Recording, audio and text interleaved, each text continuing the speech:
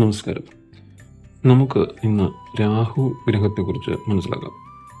ഗ്രഹ സ്വഭാവം അനുസരിച്ച് രാഹു പ്രകൃത്യ പാപിയാകുന്നു. തമോ ഗുണം ആകുന്നു രാഹുവിൻ്റേത്. ദിക്ക് തെക്ക് പടിഞ്ഞാറ് ആണ്. രാഹുവിൻ്റെ രത്നം ഗോമേതകമാകുന്നു. രാഹു കുറ്റിച്ചെടികളെ പ്രതിനിധീകരിക്കുന്നു. അമ്മയുടെ അച്ഛൻ ആണ് രാഹുവിൻ്റെ ബന്ധുകാരകത്വം. രാഹുവിൻ്റെ നിറം നീലയാണ്. കീറിപ്പറഞ്ഞ വസ്ത്രങ്ങളാണ് രാഹു ധരിക്കുന്നത്.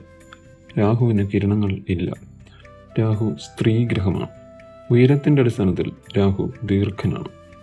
സർപ്പം പിതാമഹൻ. ഔഷധപ്രയോഗം, വൈദ്യം, കുഷ്ഠം, ചൊറി, ചിരങ്ങ്, കപടം, അംഗവൈകല്യം, വിഷം, സർപ്പാലയം, യശസ്, പ്രതിഷ്ഠ, ചെപ്പടി വിദ്യ, അന്യഭാഷ ഇവയുടെ എല്ലാം കാരകനാണ് രാഹു. നാഗദൈവങ്ങൾ ആണ് രാഹുവിൻ്റെ അതിദേവത.